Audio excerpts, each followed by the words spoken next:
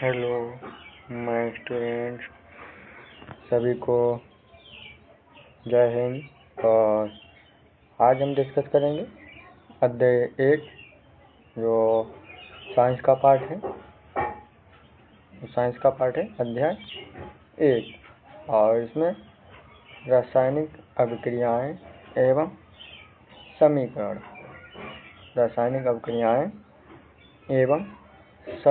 का अध्ययन करेंगे और हम लोग सीखेंगे रासायनिक अभिक्रियाएं हैं तो इसको कैसे संतुलित करते हैं और इनका निर्माण किस तरह से होता है, क्या क्या इसके फैक्टर होते हैं, क्या क्या फंक्शन होते हैं, देखेंगे और बहुत कुछ नया सीखेंगे। ये क्लास 10th वालों के लिए है और आप चाहें तो आप इसको नॉलेज पर्पज से देख सकते हैं, मगर ये 10th वालों के लिए है और इसको सीखेंगे हम लोग। चलिए ज़्यादा कुछ बातें ना करते हुए शुरू करते हैं और अपनी तैयारी को बरकरार रखिए और धीरे धीरे रेंगते रहिए, चींटी की चाल से रेंगते रहिए। बस चलते रहिए, चाहे रेंगते रहिए चाहे उड़ते रहिए, बस चलते रहिए, है ना। तो अध्याय 1 का रासायनिक अभिक्रियाएं एवं समीकरण देखेंगे, है ना। चलिए तो इसमें ये मेरा पहला है, देखते हैं। इसमें पहला ये नोट्स हैं, आप लोग कहेंगे तो हम टेलीग्राम पर डाल देंगे और टेलीग्राम से आप लोग इसको खोल लीजिएगा PDF को। चलिए तो हम लोग पढ़ते हैं और जानते हैं। तो इसमें लिखा है ऐसे परिवर्तन जिसमें नए गुणों वाले, ये हम लोग पढ़ रहे हैं। ये लिखा है ऐसे परिवर्तन जिसमें नए गुणों वाले पदार्थों का निर्माण होता है, उसे रासायनिक अभिक्रिया कहते हैं। बोले तो कोई भी पदार्थ हो, उसमें क्या हुई है, चेंजिंग हुई है। क्या हुई है? चेंजिंग हुई है। तो क्या बन गया है? रासायनिक अभिक्रिया उसमें हो गई है। भाई साहब क्या हो गई है? बस उसमें चेंजिंग हुई है। हमें नहीं पता अभी कि उसमें चेंजिंग किस तरह से हुई है, क्यों हुई है, क्या क्या बदलाव हुए हैं, है ना। ये हम धीरे धीरे जानेंगे। तो उसमें क्या हुई है? चेंजिंग हुई है, बस उसे रासायनिक अभिक्रिया कह दिया गया है ना। इससे हमारा क्या है, अभी हम आगे उदाहरण बताएंगे, आपको सब क्लियर करा देंगे एकदम। आपको निश्चिंत रहिए, मेरे होते हुए एकदम निश्चिंत रहिए। कोई भी चीज़ बस समझ में ना आ जाए, आपको पूछना ही नहीं पड़ेगा। तो कोई भी चीज़ इसमें क्या हुई है? चेंजिंग हुई है, रासायनिक अभिक्रिया कहते हैं। फिर ऐसे परिवर्तन जिसमें नए गुणों वाले पदार्थों का निर्माण होता है, उसे रासायनिक अभिक्रिया कहते हैं। तो नए गुण निकल के आते हैं, है ना। जैसे यहीं पर उदाहरण दे देते हैं आप लोगों को। पानी में चीनी घोली है, क्या हुआ? पानी था पहले, नॉर्मल था, उसमें चीनी घोल दीजिए, क्या हो गया? रासायनिक परिवर्तन हो गया। अब उस स्वाद में चेंजिंग हो गई, किसी में चेंजिंग हो सकती है। रासायनिक क्रिया में स्वाद में चेंजिंग हो सकती है, स्मेल में चेंजिंग हो सकती है, और फिर कहीं गैस निकल सकती है, यानी गैस का उत्सर्जन हो सकता है। और सारी हैं आगे ये दिया गया है ना। तो आप लोग पता चल गए होंगे नए गुणों वाले। क्या नए गुण? मतलब नए गुण लेकर के आए। गुण मतलब उनके क्या? बेसिक फंडामेंटल, जैसे स्वाद में परिवर्तन हो गया, गैस में परिवर्तन हो गया, टेम्परेचर में परिवर्तन हो गया, टेम्परेचर में बदलाव हो गया, और दाब में बदलाव हो गया। दाब बोले तो उसका घनत्व बढ़ गया या घनत्व घट गया, है ना। ये सब क्या है? रासायनिक अभिक्रियाएं हैं। फिर आगे देखिए दूसरा, ऐसे पदार्थ जो किसी रासायनिक अभिक्रिया में हिस्सा लेते हैं, उन्हें अभिकारक कहते हैं।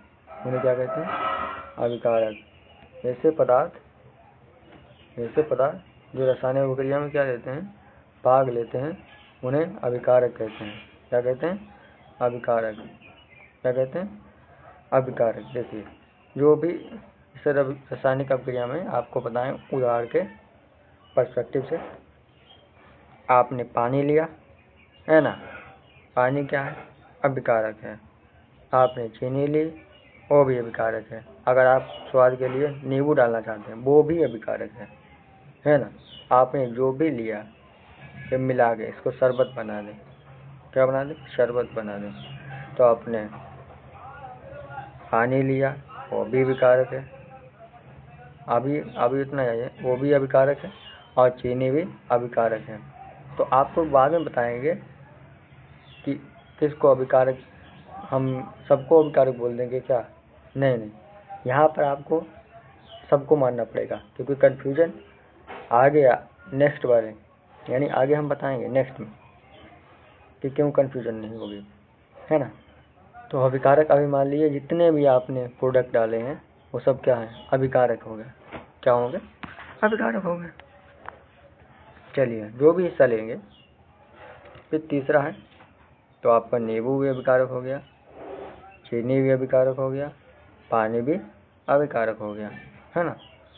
तो क्या होंगे? ऐसे पदार्थ जो किसी रासायनिक अभिक्रिया में हिस्सा लेते हैं उन्हें अभिकारक कहते हैं। तो अब चीनी भी अभिकारक हो गया, नींबू भी अभिकारक हो गया और पानी भी अभिकारक हो गया। क्लियर हो गया? चलिए आगे चलते हैं। तीसरा है, ऐसे पदार्थ जिनका निर्माण रासायनिक अभिक्रिया में होता है और उन्हें उत्पाद कहते हैं। यानी हम कह सकते हैं हमने जो अभिकारक डाले वो तो प्रोडक्ट डाले, जैसे चीनी डाली, पानी डाला, नींबू डाला, तो हमें जो निकल के आउटपुट आया जो शरबत है वो हमारा उत्पाद है। क्या है? उत्पाद है। शरबत क्या है? हमारा उत्पाद है। तो ऐसे पदार्थ जिनका निर्माण रासायनिक अभिक्रिया में होता है उन्हें उत्पाद कहते हैं। तो हमारा जो भी आउटपुट निकल के आता है सिंपली उसे उत्पाद कहते हैं, प्रोडक्ट कहते हैं। हाँ चलिए समझ गए होंगे। आगे चलते हैं। उदाहरण दे रखे हैं, जैसे रासायनिक अभिक्रिया के उदाहरण दे रखे हैं। भोजन का पाचन आप बायोलॉजी के टॉपिक इसी में पढ़ेंगे, जो जेब वाला जो टॉपिक है आप बायोलॉजी में पढ़ेंगे। हम आपको भोजन का पाचन बताएंगे कि रासायनिक अभिक्रिया में क्या क्या एंजाइम वगैरह भाग लेते हैं, तो उसमें पूरा पाचन पढ़ाएंगे। तो पाचन क्या है? ये एक रासायनिक अभिक्रिया है। आप तो खा लेते हैं, ज़्यादा आप है ना दांत से तोड़ते हैं, तो इतना महीन थोड़ी तोड़ पाते हैं आप कि हमारी बॉडी उसको एब्जॉर्प्शन कर ले। वो तो बड़ा होता है। कभी उल्टी की है ना, हाँ तो निकलता है, मालूम होता है कि चावल अभी रखे हैं, है ना, वैसे की वैसे। तो अंदर जब जाता है पेट के, तो वहाँ पेट यानी पूरी आहार नली, आपको पढ़ाएंगे, पूरी आहार नली में होते हुए जाता है। पूरी आहार नली से क्या होता है? रासायनिक अभिक्रिया उसमें होती रहती है। टूट फूट कर बहुत छोटा किया जाता है उसको, यानी बहुत ही जो जटिल जो कार्बनिक पदार्थ हैं उनको सरल कार्बनिक पदार्थ में तोड़ा जाता है। तो ये क्या है? भोजन रासायनिक अभिक्रिया हो गई, है ना। दूसरा है श्वसन बोले तो जो हम सांस लेते हैं, अंदर बाहर सांस लेता हूँ, तो आदमी किसी बार सांस सर्दी हो जाती है, बहुत तेज लेता है भाई साहब, उसको लगता है ना कुछ भट्टा चल रहा हो, भट्टा तो नहीं बोलता है, हाँ गाड़ी दौड़ रही हो, वैसे आदमी सांस लेता है। तो श्वसन क्या है? जैसे अंदर सांस ली हमने, फिर उसको बाहर निकाल दिया, और जो अंदर सांस ली है वो हमारे जो ब्लड है, ऑक्सीजन को कर ऑक्सीजन भाई हम तुम्हारी ज़रूरत है, तो अंदर उसको ले जाएगा, खाएगा, पहले पिलाएगा और फिर बाद भेज देगा बाहर को, फिर भेज देगा अंदर, ऑक्सीजन ले जाएगा फेफड़ों के द्वारा और ब्लड उसको क्या करेगा तो भाई हमको दे दे, ऑक्सीजन की ज़रूरत है। अब वो कार्बन डाइऑक्साइड इसको दे देगा, फिर ऑक्सीजन हमें चेंज कर लेगा और कार्बन डाइऑक्साइड इसको बाहर दे देगा कि जाओ जाओ अब आपका काम नहीं है। तो ऑक्सीजन लेकर जाता है, हम लोग सांस लेते हैं, ऑक्सीजन जाती है और कार्बन डाइऑक्साइड वापस आ जाती है, कहीं जाओ तुम्हारा कुछ काम नहीं। तो वैसे ही चलता रहता है श्वसन। तो आगे श्वसन पढ़ाएंगे हम। श्वसन क्या है ना। श्वसन मतलब सांस। फिर है लोहे पर जंग लगना। लोहे पर जंग लगना, ये भी क्या है, रासायनिक अभिक्रिया। तो लोहे पर जंग लग जाती है, उसमें क्या नमी होती है, पानी में नमी होती है और जो हमारा Fe है यानी कि बोले तो लोहा है, वो ऑक्सीजन से और पानी है कि नमी से, बोले तो ऑक्सीजन में नमी तो होती ही है, पानी तो होता ही है। तो उससे क्या कर लेता है, रिश्ता जोड़ लेता है और रिश्ता जोड़ने से उस पर जंग लग जाती है। सर भाई आजा, तू खाली घूम रहा है और मेरे को बैठ जा, हम रिश्ता जोड़ लेते हैं।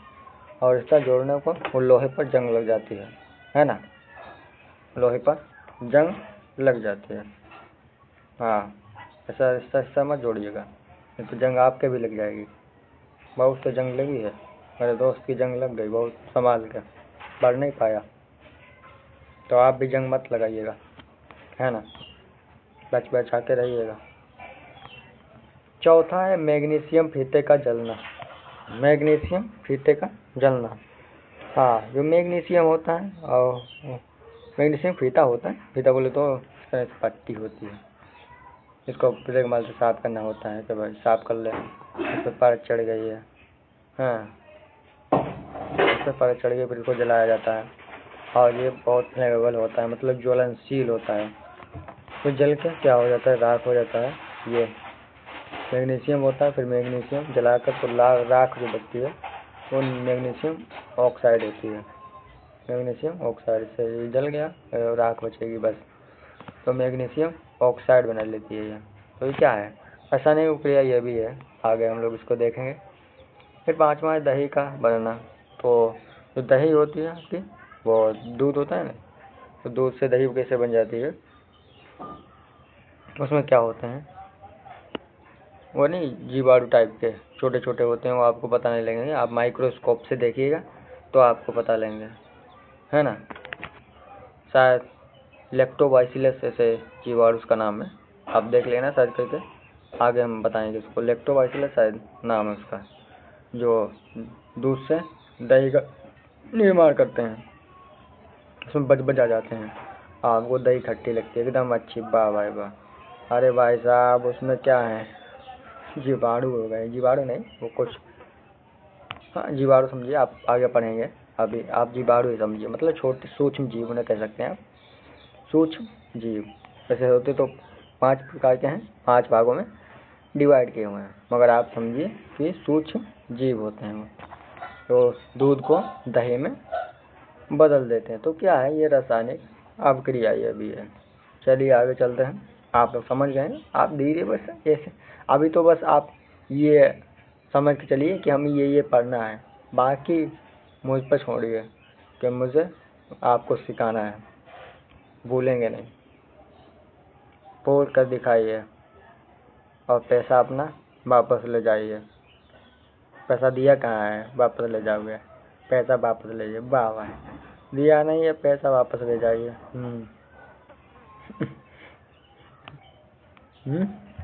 पैसा कहाँ से दिया, चलो भाई ऐसे ही जोक सपाट है ना, नहीं तो आप लोग बोर हो जाओगे। तो हंसते मुस्कुराते रहिए और आगे पढ़ते रहिए। चलिए आगे चलते हैं। मुस्कुराना हो गया।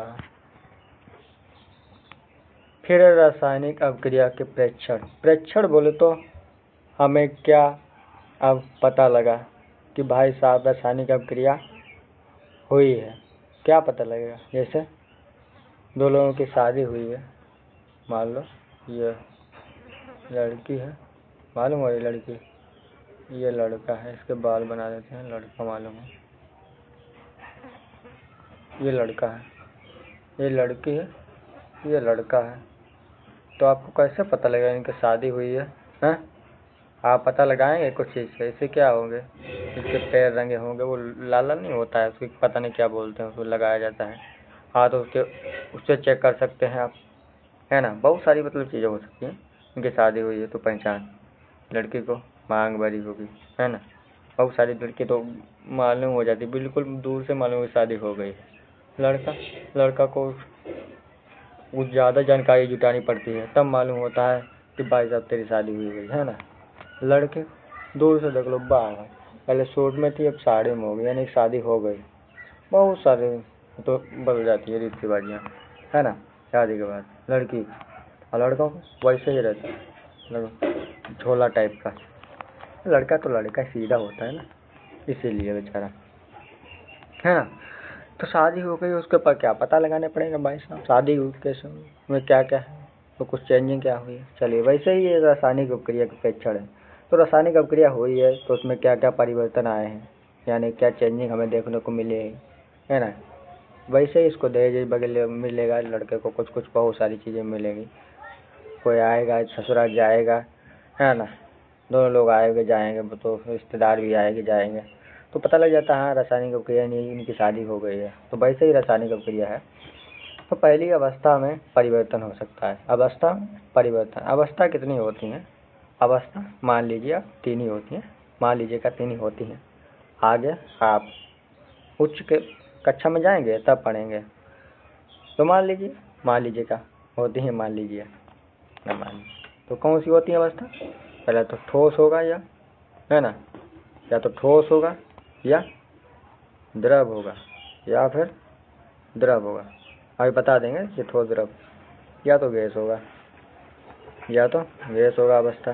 तो 3 अवस्था होती हैं, कितनी सेट होती हैं, 3 अवस्था होती हैं, या तो ठोस होगा या द्रव होगा या फिर गैस होगा। देखो कोई भी चीज़ या तो ठोस होगी, जैसे आपकी ईंट हुई, आप हुए, आपकी मेज हुई, आपकी बुक हुई, आपका मोबाइल हुआ, आपके हेडफोन हुई, दुनिया भर की आप चीज़ देख लिए ठोस होंगी, है ना। दुनिया भर की आप चीज़ देख लिए ठोस होंगी, कपड़ा होंगे, तो क्या है, ठोस होगी। नहीं तो द्रव होगी, द्रव होगी तो लिक्विड होगी, जैसे आपके पानी है, जल है, पानी जल तो एक ही होता है, तेल है, जोक सपाट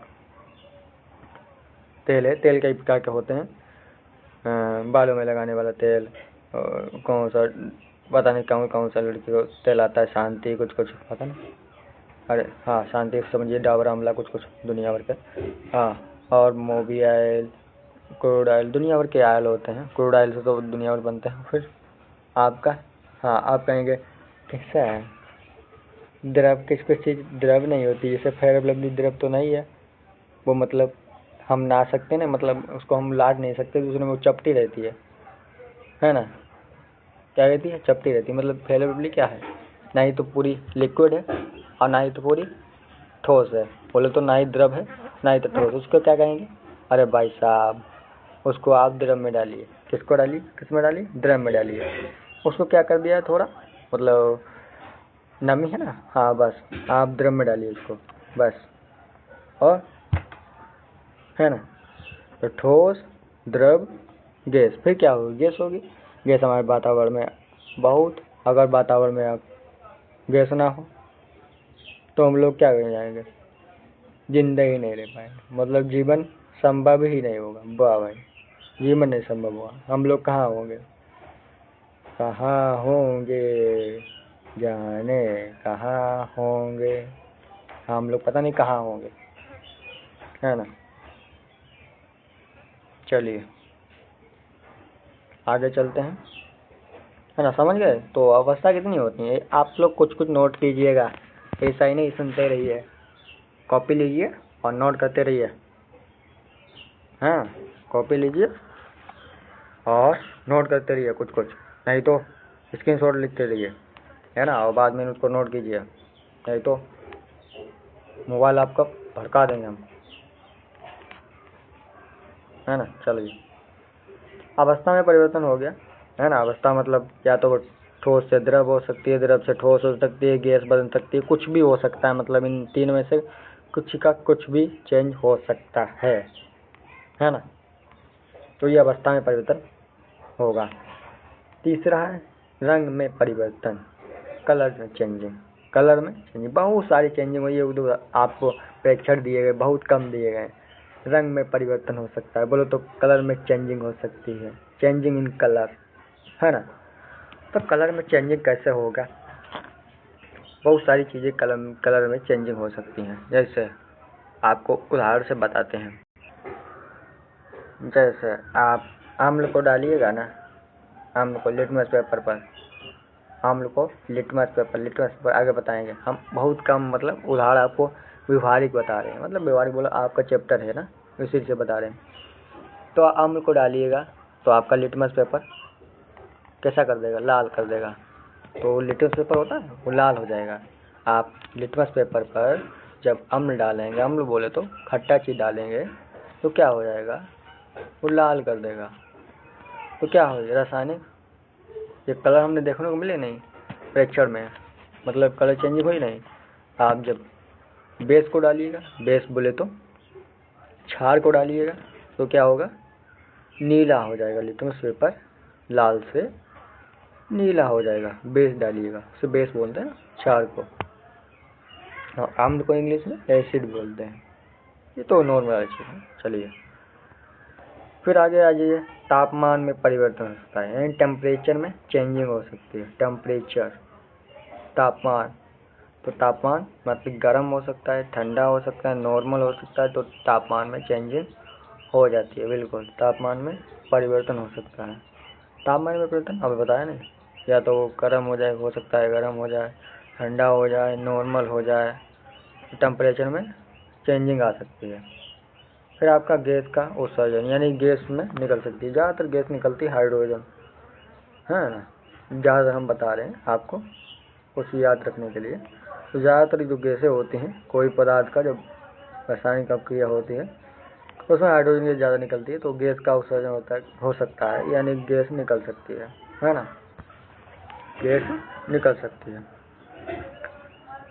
और इस तरह से पढ़ते रहिए। और नेक्स्ट वीडियो,